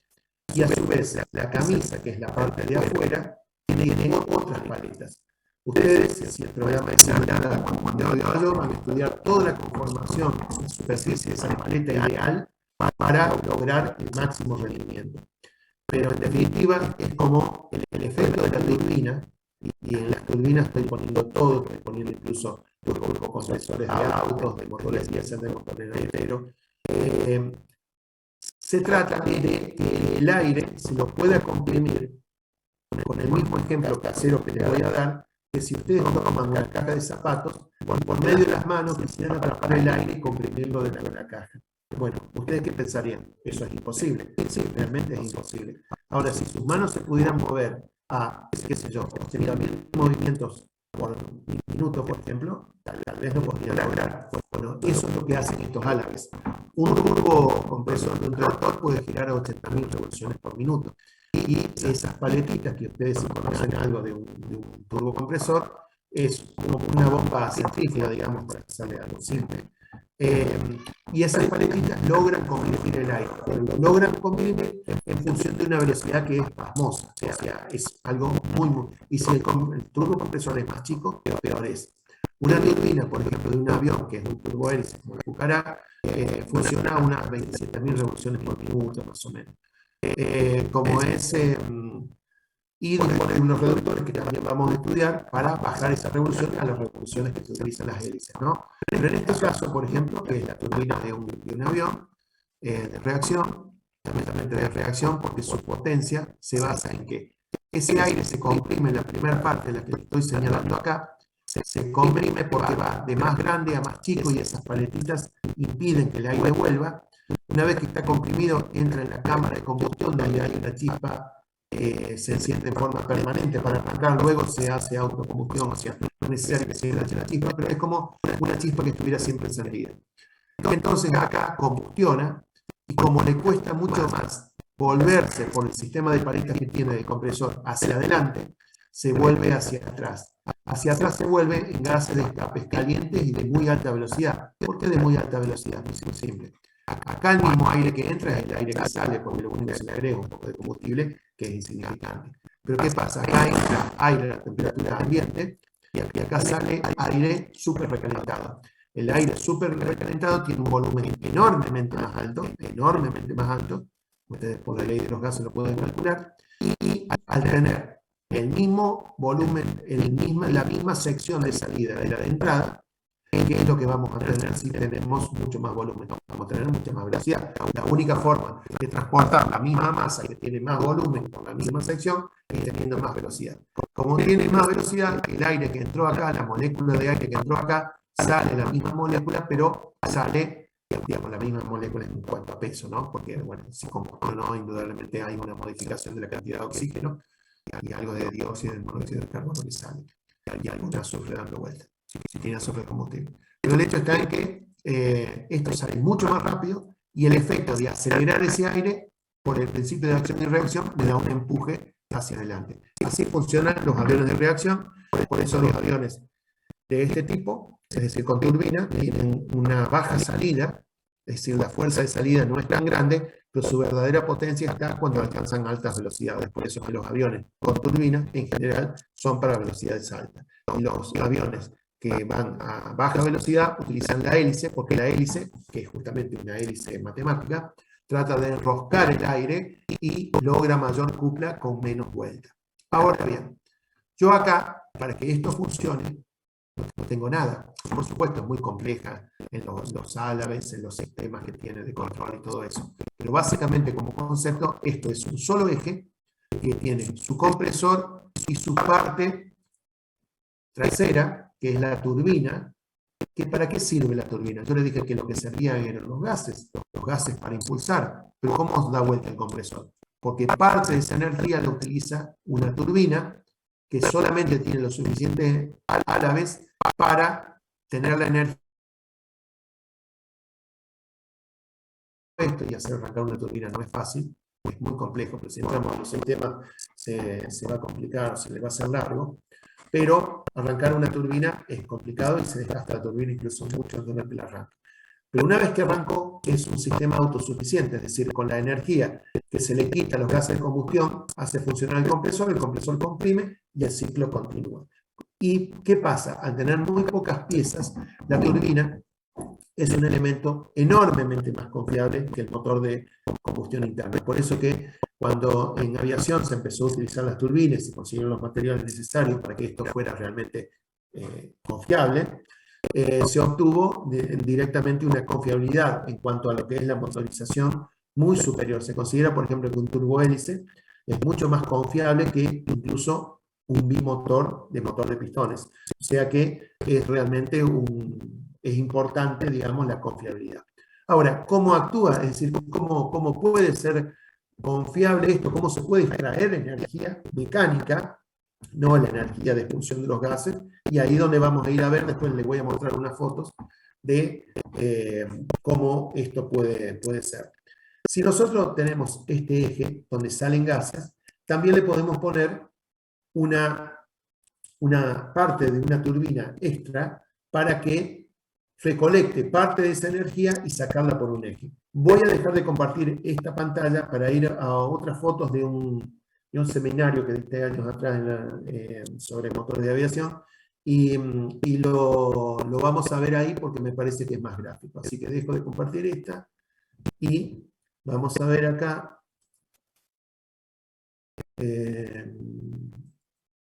Vamos a ver esto.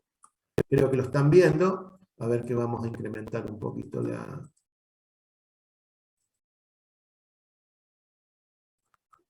Vamos a ir para adelante. Bueno, esta era la regla, digamos, el apunte que me llevaba yo para la exposición. Pero quiero mostrarles el tema de turbinas. Esta no la vamos a ver, ya se la explico, pero no la vamos a ver. Y esta puede ser también para la explicación. No es exactamente la que le quería mostrar, pero básicamente es. Fíjense, estamos viendo un turborreactor de flujo axial. La parte que yo le dibujé en triángulo, evidentemente no es perfectamente así. Vamos a ver si hay otra mejor. No, este también. Como es, pero básicamente estos son los álabes que comprimen del compresor. Acá se calienta la masa y acá y salen los gases de escape. Después vamos a ver, creo que tengo por acá, esto es la que se denomina turbina de turboeje. Esto puede ser, por ejemplo, para un motor de un helicóptero. Ustedes vieron que los helicópteros, bueno, si se les queda sin motor, no es un final feliz porque se para la hélice. En realidad hay un sistema de escape que es de autorrotación, pero bueno, mejor evitarlo. Por lo tanto, el motor de helicóptero es generalmente una turbina disminuida en su potencia original. Es decir, una turbina que a lo mejor produce 700 caballos, se miden en HP de turbina, pero es similar. Ustedes imagínense que si una potencia en caballos de fuerza, se baja a un 40, un 50 o 60% para que sea más confiable, es decir, que esté menos exigida, para obtener mayor confiabilidad aún. Y una de las formas de extraer la energía es como esta, es decir, esta es la turbina con su compresor para que la turbina sea independiente y la energía mecánica se la saca de álabes que son externos al principal. Hay un sistema que directamente lo saca del eje principal, pero esto lo saca en forma externa. Después, bueno, las turbinas como necesitan mayor rendimiento, cuando ustedes ven una turbina de un avión de línea, que son enormemente grandes, eso no es la turbina, ese es el conjunto del turbofán o turboventilador. ¿Por qué? Para evitar que la turbina dentro largaría un gas muy caliente, enormemente caliente y a gran velocidad. Eso produce una percusión en la atmósfera que causa ruido y causa un rendimiento extremadamente bajo porque genera una turbulencia enorme. Y la turbulencia son remolinos que consumen energía que no se produce no se utilizan para hacer avanzar el avión. Entonces, los turbofan, o lo que ustedes ven como una turbina, que a su vez tiene un gran ventilador. Ustedes lo verán que van dando vueltas y no dan vuelta tan fuerte. Algunos suelen tener una hélice, la punta de la turbina, que ustedes la ven que van girando, y no giran tan fuerte. Pero si uno tiene en cuenta que el tamaño que tienen, ese es un aire frío, o sea, la temperatura ambiente, porque es un ventilador de flujo axial, lo que tienen, que se mezcla al final, incluso van a ver, según el tipo de turbina, unas formas que tienen para que se mezcle el aire caliente con el otro aire frío al final. Entonces, ¿qué es lo que se obtiene? Se obtiene un flujo de aire que es de mucho menos velocidad que si fuera de reacción, pero que tiene mucho más rendimiento. ¿Cuál es el inconveniente de los turbofan? Es que son elementos propulsores, son motores de combustión interna, por eso lo estamos viendo, pero que son para velocidades subsónicas, es decir, los aviones de línea no pueden volar más allá de la velocidad del sonido. El Concorde, por ejemplo, eran turbinas de reacción, la que vimos primero, es decir, que no tienen turbofan, por eso podía superar la velocidad del sonido. Bueno, acá ven distintos sistemas, bueno, es otro sistema, no voy a andar con eso porque no es el objeto, ¿no? Pero quiero que vean también en los motores que vimos de combustión interna, cómo se manejaba. La aviación llegó a su extremo en cuanto a motores de cilindros para producir potencia, prácticamente a fines de la Segunda Guerra Mundial, con el inicio de lo que eran las motorizaciones para los primeros aviones de línea, que eran de motores, justamente. Ahí se llegó, creo que el motor más grande que se construyó, la verdad que no me acuerdo el nombre exacto, me parece que era la General Electric. Yo lo estuve viendo ese motor, que se lo voy a mostrar acá, a ver si está en una foto de esta. Todas estas fotos están todas en internet, ¿no? Si ustedes buscan, a ver si lo tengo acá. No, en esto no. Dejo de compartir acá.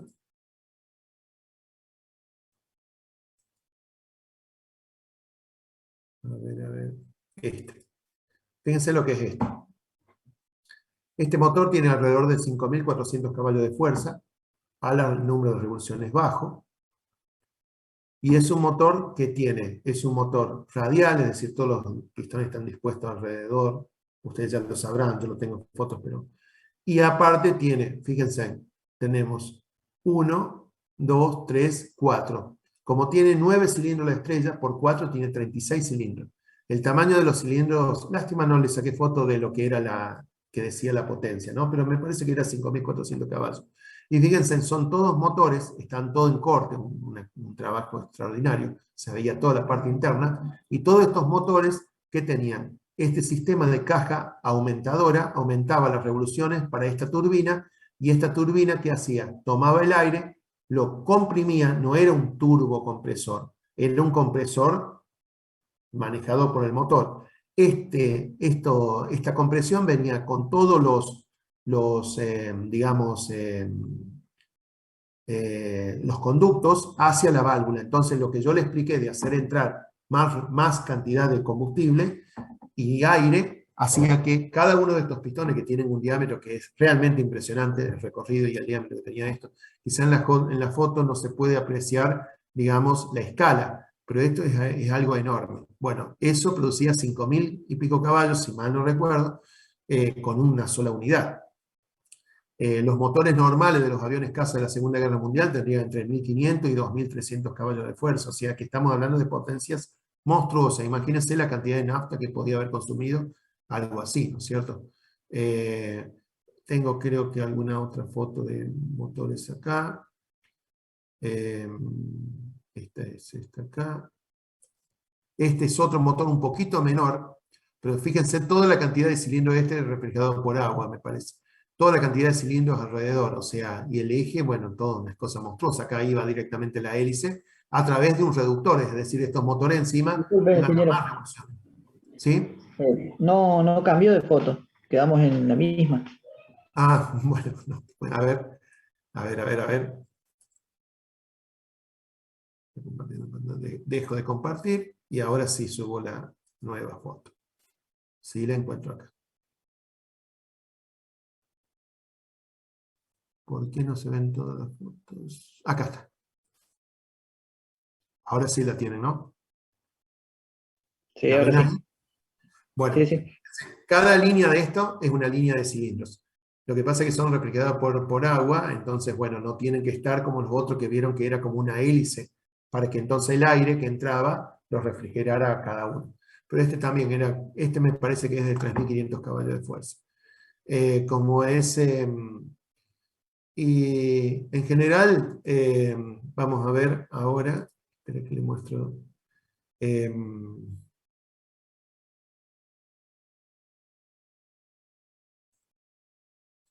Esto es también de una turbina que estaba en corte. Esta es una turbina como los aviones que había comprado en algún momento Argentina, digamos, con una operación muy discutible. Acá se estaban empezando a hacer aviones a reacción, y muchas veces los países centrales, para evitar que la tecnología se desarrolle en otros lugares, se ofrecen aviones a muy bajo precio. Argentina compró de Inglaterra una cantidad de aviones Gloster, que era la denominación, que tenían este tipo de turbina, y en ese momento tenía la Fuerza Aérea con aviones de reacción que sobrepasaba la capacidad de toda Latinoamérica, igual que otros indicadores, ¿no? Era más poderosa que todas las fuerzas aéreas de Latinoamérica juntas. Y tenía alrededor de, si mal no recuerdo, 50 aviones Gloster. Todo esto es de cuando yo era chico, ¿no? O sea, no hace infinitos años tampoco, pero en los años 60 era muy, muy poderosa. Y tenía turbinas de este tipo. La que le mostré recién era de tipo axial. En cambio, el compresor es muy parecido a un turbocompresor de auto, realiza la compresión, digamos, del aire, en estas partes azules, el aire comprimido, de forma radial. Ven que entra el aire, sube por arriba, y luego pasa por el compresor, la turbina, para que a su vez mueva este eje que mueve el compresor. Una vez arrancada esta turbina, en algo muy compacto, se produce la reacción. ¿Y qué tenemos acá como resultado? Esta parte roja es donde salen todos los gases de combustión. Bien, vamos a pasar ahora, vamos a dejar de compartir esto, y vamos a ir a nuevamente una parte que tengo que seguir con algo más del tema de motores, porque tengo que explicarle varias cosas más. Después, bueno, otras cosas que vi en esa visita, por si los que les gustan, seleccioné dos aviones que son fundamentales. Esto, que es realmente extraordinario. Esto sí que es el fruto de realmente la tecnología de la Guerra Fría. Este avión tiene una velocidad máxima que es, digamos, eh, secreto, pero más o menos está, por lo que se comenta, en el orden de los 3.500 kilómetros por hora o más. Es un avión completamente de titanio. Fíjense en ustedes, impresiona porque cerquita de acá estaba el Concorde, por ejemplo, eh, que es un avión de pasajeros y que no parece nada grande, parece un avión pequeño. Y esto, que es un avión para uno o dos pilotos, depende de la configuración, fíjense en ustedes el tamaño de las personas con el tamaño del avión. Todo esto es todo de titanio, es de un color negro, tiene un sistema que este avión es hipersónico, o sea,